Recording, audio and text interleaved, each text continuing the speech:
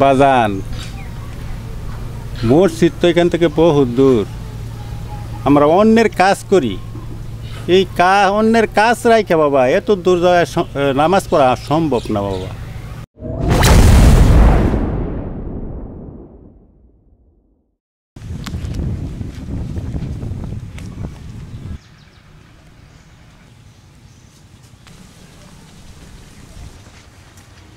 আসসালামু আলাইকুম। ওয়ালাইকুম আসসালাম রহমতুল্লাহি ওয়া বারাকাতুহু। চাচা, আজান হয়ে গেছে, চলেন নামাজটা পড়ে আসি। বাজান, মসজিদ তো এখান থেকে বহুত দূর। আমরা অন্যের কাজ করি, এই অন্যের কাজ রাখে বাবা এত দূর যাওয়া নামাজ পড়া সম্ভব না বাবা। বাবা রে, নামাজের ইচ্ছা তো মনে জাগে, এত দূরে যদি কাজ রাখা যায় তাহলে আমার কাজে রাখতো না। আর যদি কাজে না রাখে বউ ফুলা মারলে কি খায়াম?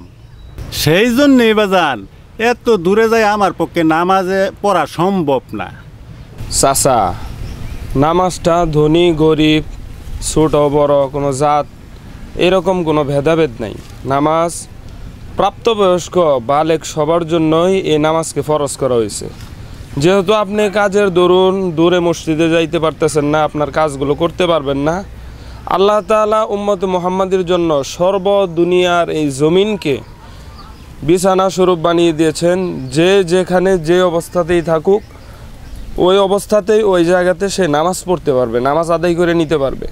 যেহেতু আপনার অনেক দূরে যাওয়া কষ্টকর হয়, তো চলেন আপনি উঠে আসেন, আমরা দুজনে এখানে নামাজটা আদায় করে নিই। ঠিক আছে বাজান, আপনি যখন এত করে বলতেছেন তাহলে আসতাছি।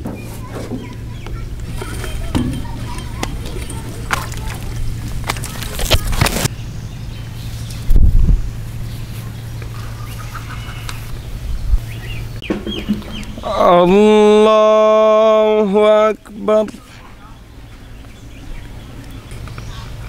আল্লাহু আকবার,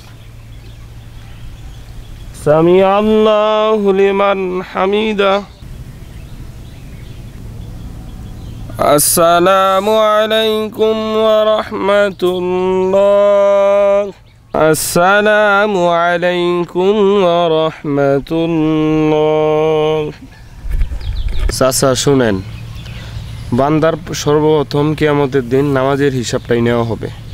আপনি যদি নামাজের হিসাবটা দিতে পারেন, মোট কথা আপনার নামাজটা যদি ঠিক থাকে তাহলে আপনার সর্বদিক ঠিক থাকবে। আপনার নামাজের হিসাবটা যদি পরিপূর্ণ থাকে তাহলে আপনি সর্বঘাটিতেই মুক্তি পেয়ে যাবেন। ঠিক আছে? অতএব কাজের ফাঁকে ফাঁকে অবশ্যই নামাজের সময় হলে নামাজটা ঠিকভাবে আদায় করে নেবেন।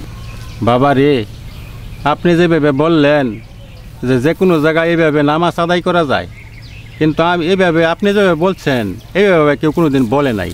তাহলে আমার জীবনে বহুত এতগুলি নামাজ আমি কাজা করতাম না, ছাড়তাম না। তাই আজ থেকে আমি নামাজ বিগাড় দিতাম না, নামাজ পড়াম। হে আল্লাহ, আমি এতদিন বুঝতে পারি নাই, আমি আজ বুঝতে পেরেছি। মাবুদ, আমার পিছনে সব গুনাহগুলি মাফ করিয়া দেন। আমি সামনে থেকে আর নামাজ কাজা করব না। আমি যেন আমার মৃত্যু পূর্ব পর্যন্ত নামাজ আদায় করে যেতে পারি। মাবুদ, এই তৌফিক আপনি দান করিয়া দেন। আমিন।